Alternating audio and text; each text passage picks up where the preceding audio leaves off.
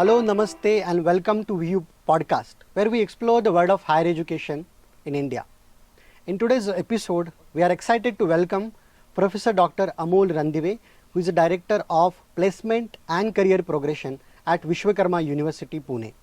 Professor Randive comes with wealth of experience working for more than 15 years in industry and academia. In today's episode, he will be talking more about trends of higher education in India, special focus on NEP 2020.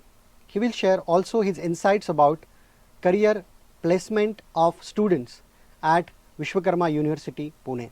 So without further ado, let's dive into discussion for this episode. So starting discussion related to placement and student career progression, as the broader theme of our podcast is national education policy and what's overall trend of higher education in India.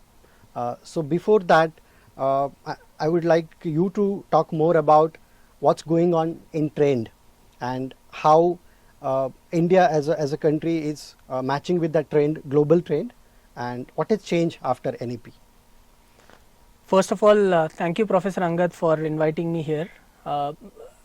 Talking about trends, now it's all globalized in a way. So we talk about skills based hiring now. So recruiters are looking at skills and competencies as the first point on their agenda. Followed by that you have qualifications and other things. Two is the element of interdisciplinary learning and transferable skills, which talks about students being prepared for multiple roles and also challenges that can come in future. Thankfully, we have national education policy which allows for greater flexibility, including the interdisciplinary aspect. With interdisciplinary courses, what happens is these transferable skills, which kind of develop people skills and also ability to deal with a variety of situations, gets developed. And two, I think now there is mechanism in place for academia and faculty and students to work more closely and round the year with industry, rather than internship in final year, placements after graduation, stuff like that. So this is a good move, and I think placement community by and large is happy about it. NEP brought so many changes in teaching, learning methodologies. Also, it brought more expectations from higher education institutions in terms of research, innovation. Placement has been always a tricky part. Like Indian education system in general was criticized for producing unemployable graduates. This was a bit harsh criticism, as Indian academia has always faced that.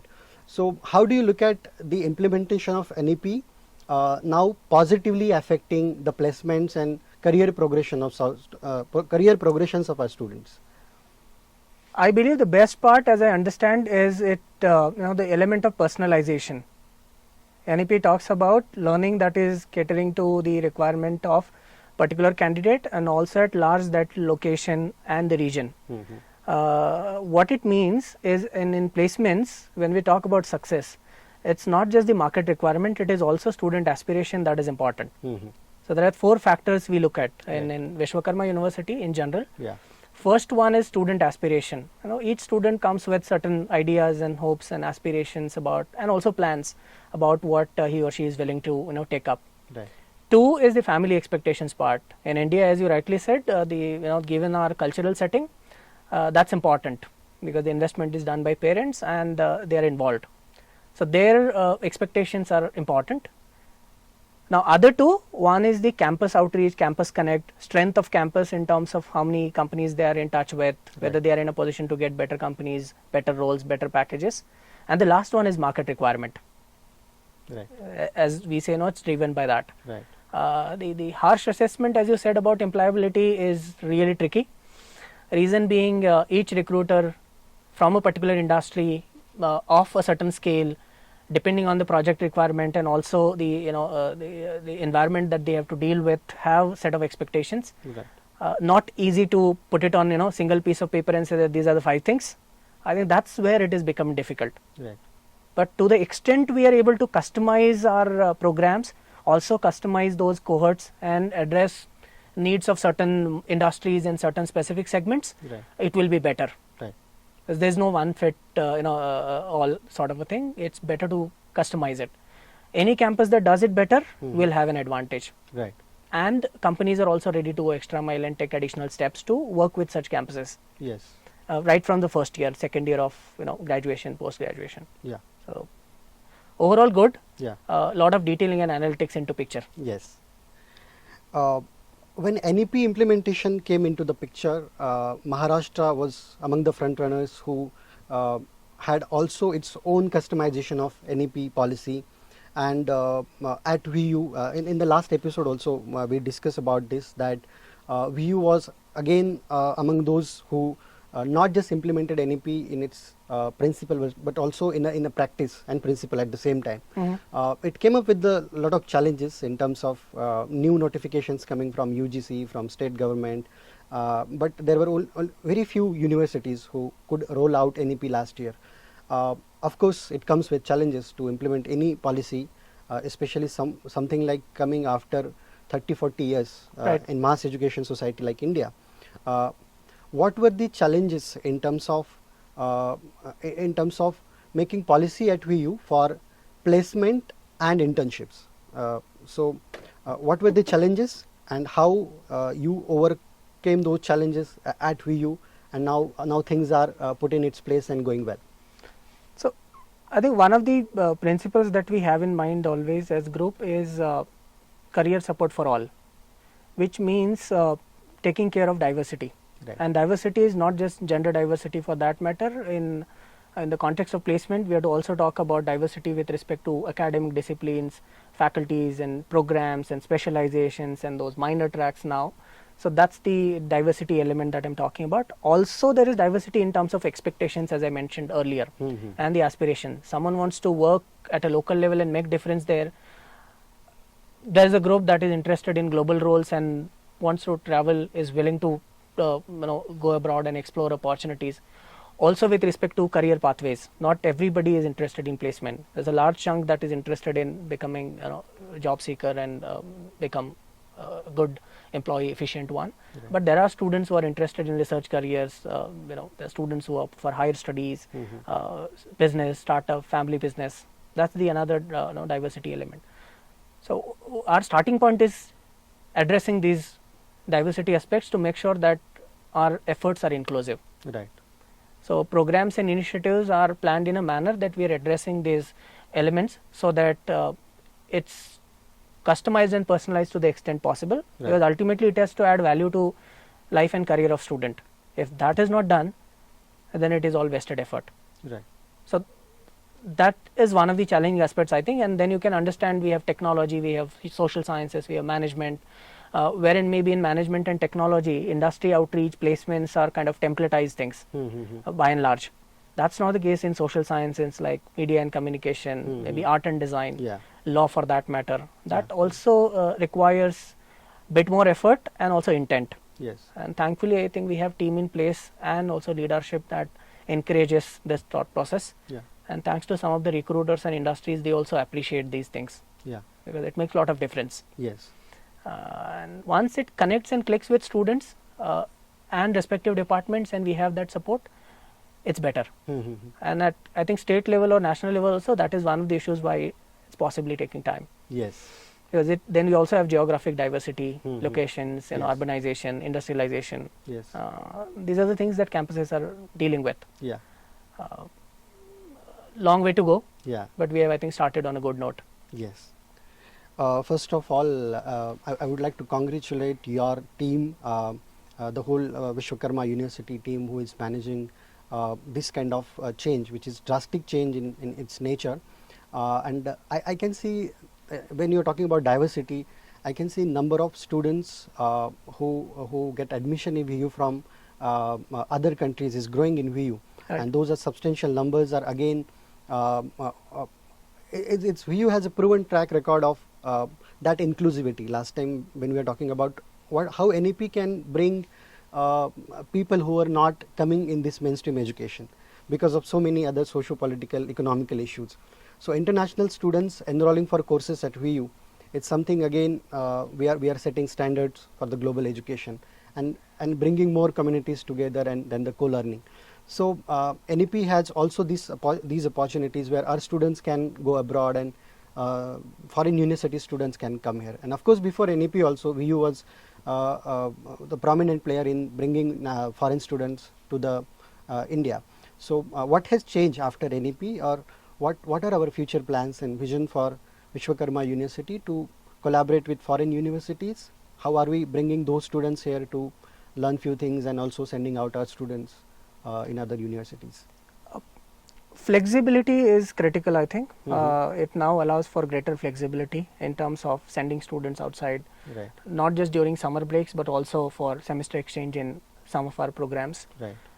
Two is this is building confidence of international students also to come to India, because liberal arts and the people always say the kind of education that is provided outside and here, there's always the gap issues part of it. Right. That is kind of addressed to Yeah. a certain extent. Yeah. That should build confidence of people to come to India and explore. Yeah. And one more thing is, I think, perspective. Mm-hmm. Once students are exposed to and are working with students from different cultures, different backgrounds, different countries, that allows them to think better. I believe they're more considerate in general, Right. and that is the kind of audience that they'll be working with in their life. Mm-hmm. In an era where things are globalized, Right.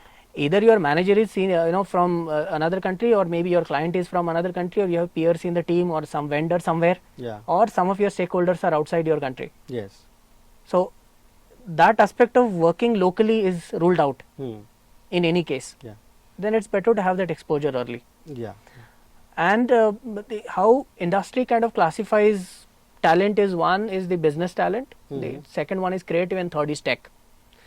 And NEP is also talking about these three. Yeah. You have to have creative element.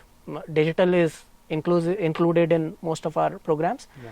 and the element of business and entrepreneurship, Yes. because that is where, when we say industry is nothing but business and entrepreneurship. Yeah.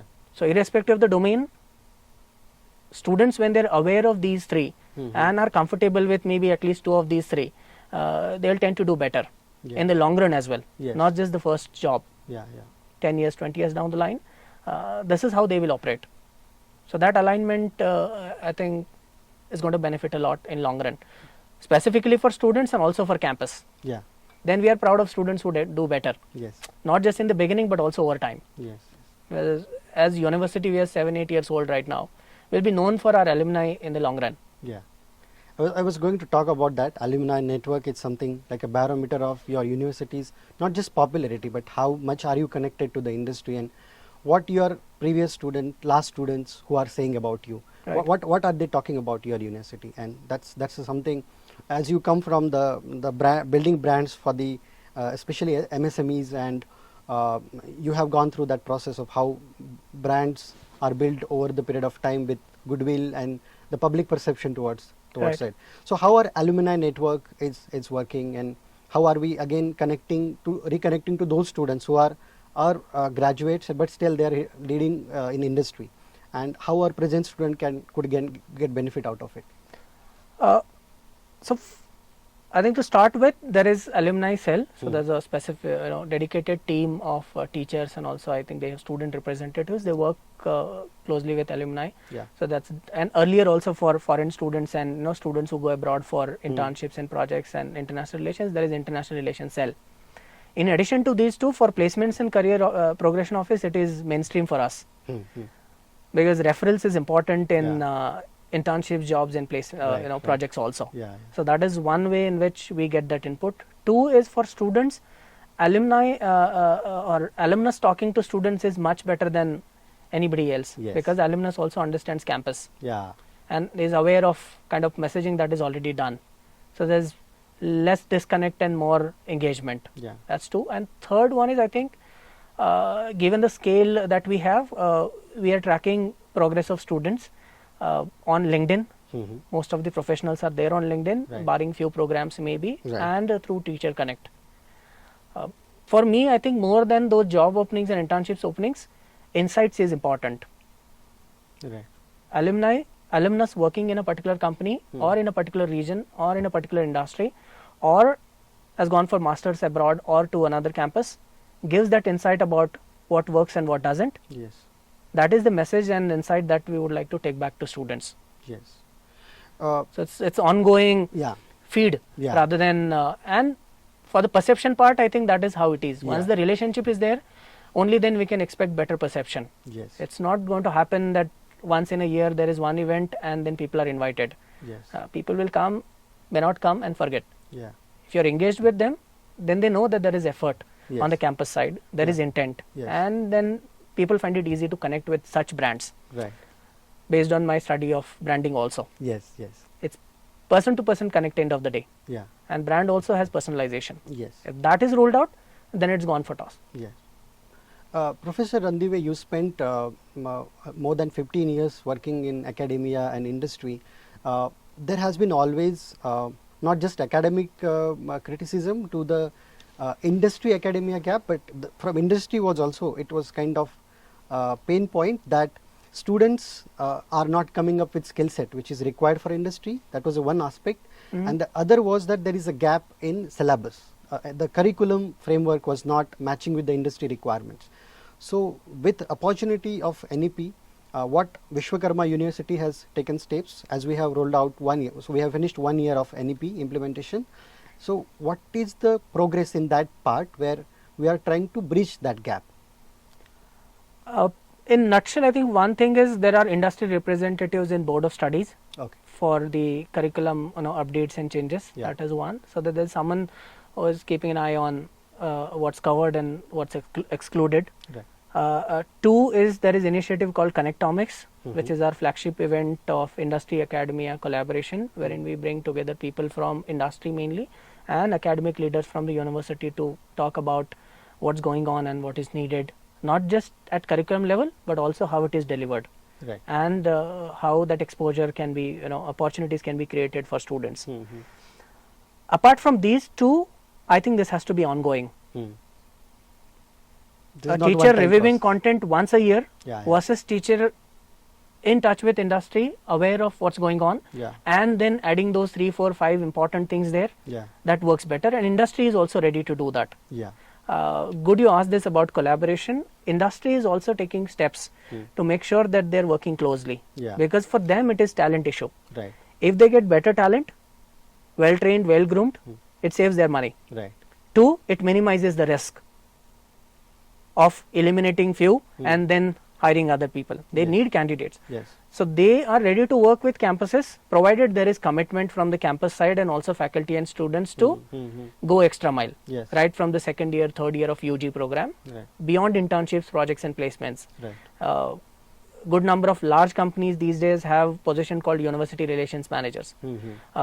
Also, they have programs like Campus Connect programs. Right. So and it is independent of the campus recruitment. So I think thanks to all the industry folks for all these good initiatives, and Yes. we welcome more and more industry leaders to join us, share ideas and work on that front. Yeah. Could you talk about those skill set which we need to build in every student irrespective of their discipline, and what are the initiatives at Vishwakarma University to bring those skill set to our students, which first few things are core part of academics now because of NEP, that we have value added tracks, then we have skill enhancement courses, we have minor track dedicated field of study. Apart from that, what are the initiatives at Vishwakarma University for growing skills of our students?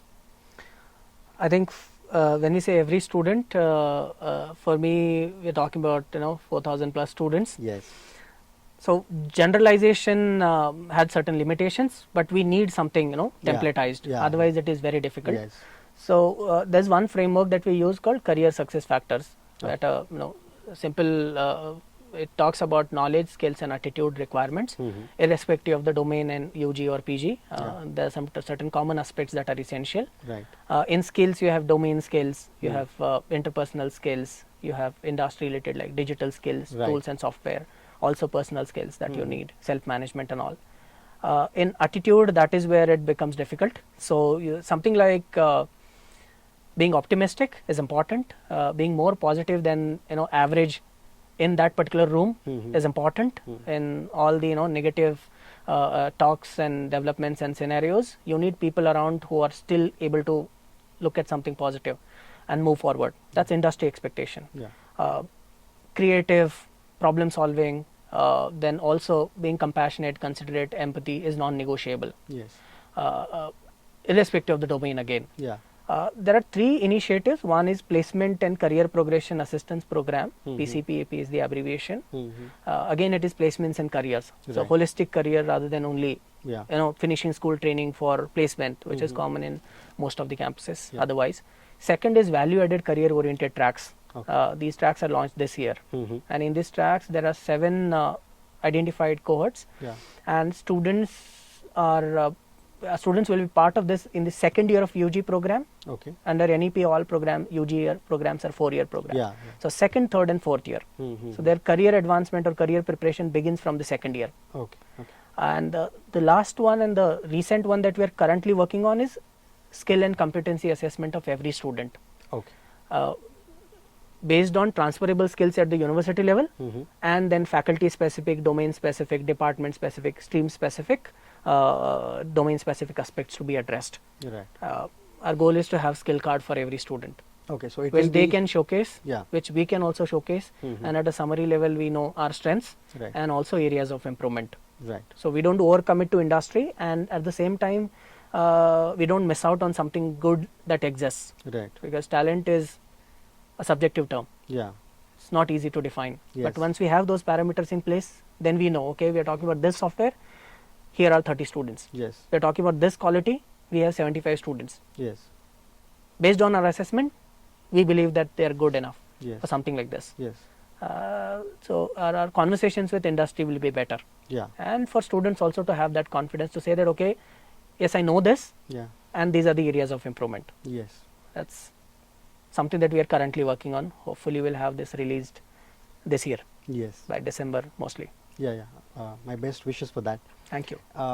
Professor Randive, VU's presence in last few years, if we look at the media coverage and also VU making impression on the international platforms, especially in the area of sustainability and in terms of value education also. So our initiatives at Vishwakarma University, I'm referring to THE award, and also our initiatives like Legal Aid Clinic, Sahyadri, and Vishwakarma University's project where we are connected to farmers, and all these initiatives were part of that. We are not only making employable graduates, but we are responsible citizens. They think about the society, they try to understand the problems of society at least, and they aspire to work on these issues and these problems. So on the broader framework of Vishwakarma University, what is your take on this, that how your students are not just equipped with required skill set, but also they are aware about what's going on in our society, and they are thinking about it? I think credit goes to leadership for this, the thought process and bringing in that purpose. Yeah. Traditionally, if you look at even the regulations and criteria and accreditation, these activities are called extension activities. Yes. And by extension, it is like going Outreach. So that's more like beyond. Yeah. The moment we make it mainstream, what happens is it's important for, I think, everybody, students, and then in future they become professionals, to be aware of what's happening around. Right. Real world problems are discipline agnostic. Also, when someone is solving a real world problem, it requires understanding of all related disciplines. Right. Traffic issue is not just issue of vehicles or road. It's also issue of psychology. It is also issue of maybe communication. It's also issue of navigation, Right. tech, Yeah. or maybe how roads and traffic signals and everything is designed. Yeah. The moment we look at it this way, I think our students would be able to apply their learning in a much better manner and also solve bigger problems. Right. Based on my marketing and business management background, when we say new products and new solutions are supposed to be based on customer requirement, customers are part of society.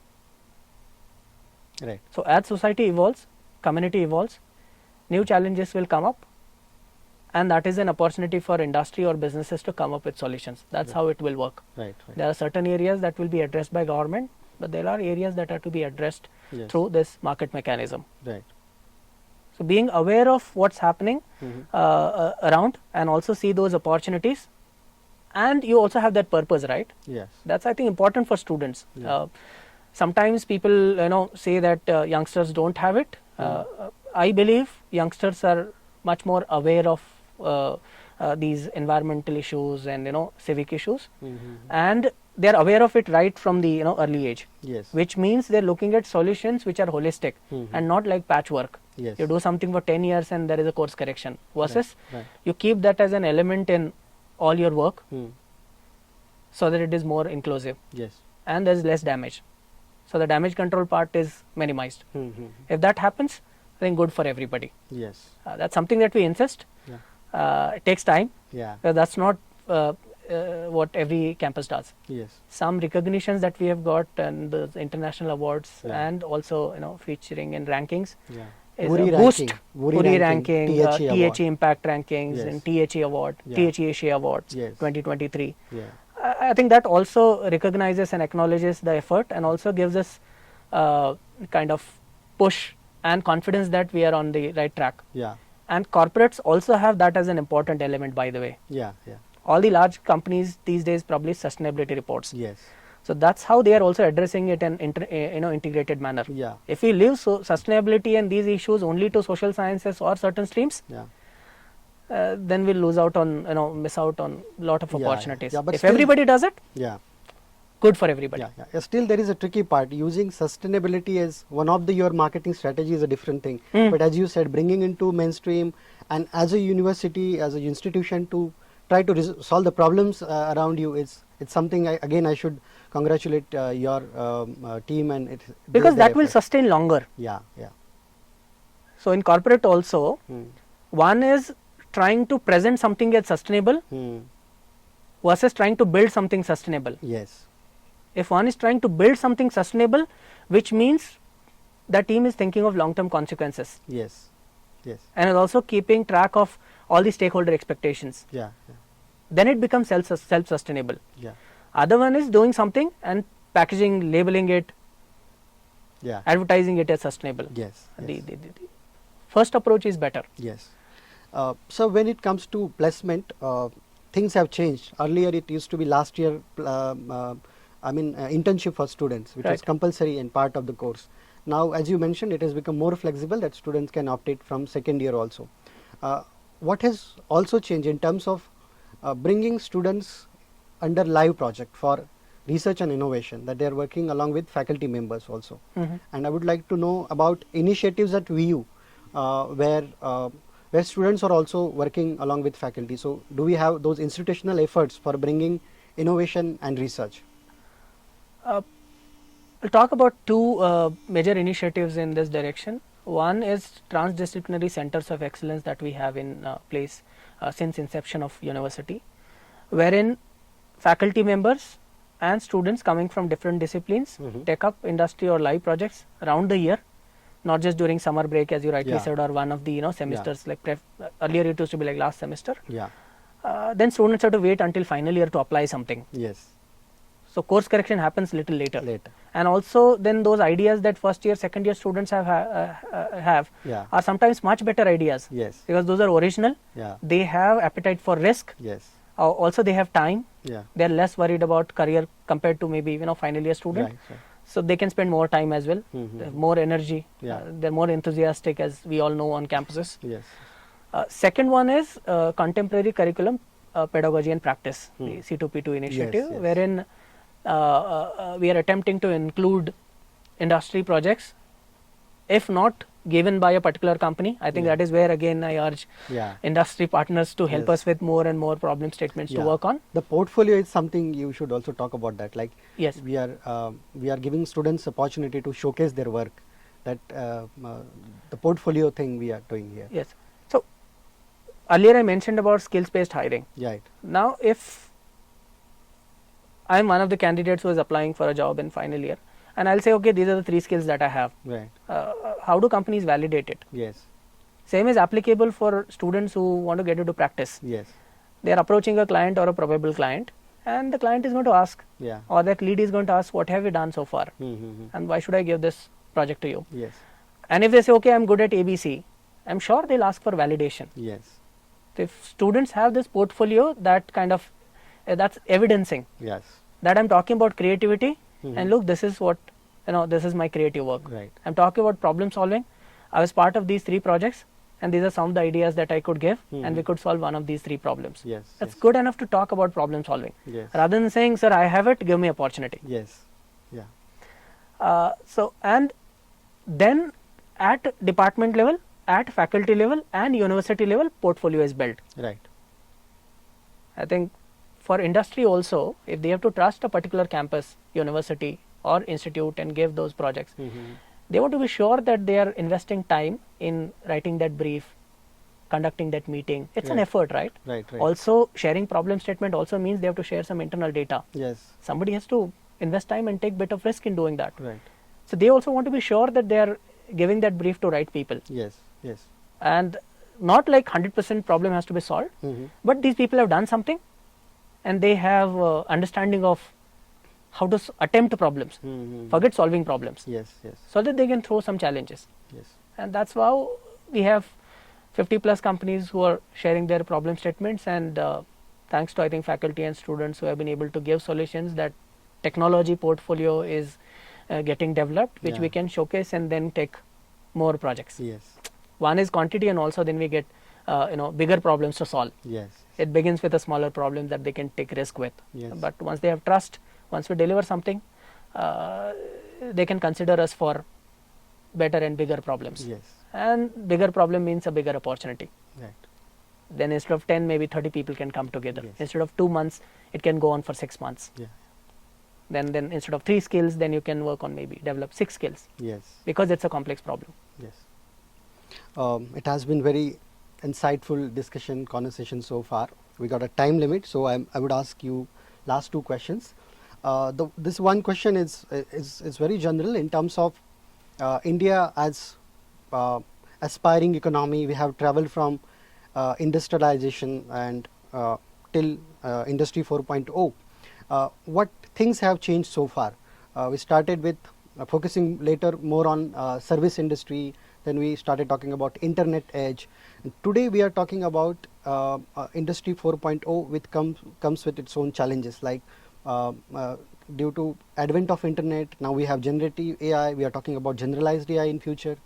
What has changed for placements and internships for students at Vishwakarma University, and also on the global level? That how is it challenging more, coming up with more opportunities? How are you facing industry 4.0? I think it is to do with the proportion or mix. So what is happening is the count of jobs overall in the economy is in a way growing. Okay. But it's not growing for all the segments, all the domains, in all the roles, and at all the levels in the organization. Right. So that's one change that we as the placement team, is our responsibility, and onus is on us to kind of identify that and get those insights, like with LinkedIn Talent Insights and other tools that we use, so that we are kind of aware of what kind of skills and at what proportion and for what point in time and for which sector it is needed. That is one. And 2, this is based on my experience of 15 years and also trying to do something in this domain, is people with people skills, those transferable skills as the foundational quality, also ability to learn, relearn, unlearn few things in a right manner, will have an edge. Yes. About generative AI, I heard one of the professors from one of the IITs, I don't want to name another IIT by mistake, but it is one of the IITs, and the professor said it's not Gen AI replacing people, it is people with Gen AI skills will replace people without Gen AI. Oh, that's interesting. That's the same thing that happened in industrialization era. Companies that could automate, bring in those tech and automation elements, did better than those who relied only on labor. We are talking about EVs. It's a similar space now. It is not like, it's in a way car replacing car as of now. But it is one type of car replacing another type of car. One who understands this will have an edge. So I look at it as evolutionary process rather than complete disruption. So if your core is strengthened, you'll still be able to navigate. And every year one needs to kind of reassess. This is also applicable for working professionals.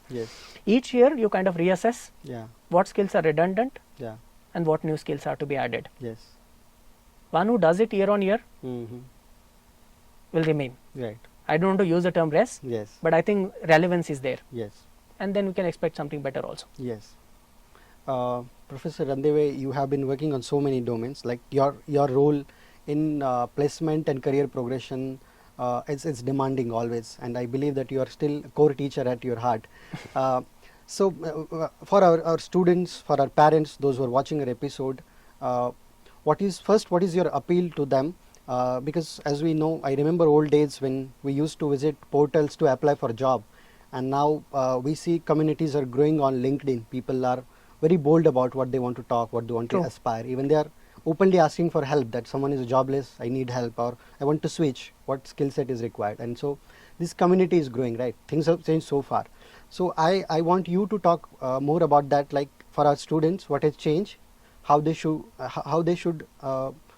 look at this change, and also for parents, maybe something promising for them, that we at Vishwakarma University are doing things better for your kids, and this is how you should also as a student try to understand and get something good out of this change. So your message to our students. I think this is based on understanding of entrepreneurship, marketing, branding, also placements. One thing is value creation. Yeah. Those who are in a position to create value for the companies that they work for, also for the clients, will be in demand. Yes. If I can use that term, demand. Yes. So working on self and trying to add more value Yes. in terms of knowledge, skills and attitude, Yeah. so that you are able to add more value to whichever project and role you get. Yeah. That's a better way to approach it. Yes. Because if someone is in a first year, you still have 3 years. It's difficult to predict. Yeah. But as long as you are adding value, you have that strength, you can apply it at certain point in time. Yeah. And that is also applicable for career. Yes. When you say career, we are talking about 30 years, 35 years journey. Mm-hmm. It's not the first job that I'm talking about. Yes. So this is continual process of adding more value, deliver that, which means you perform, and then ask for the price tag. Yeah.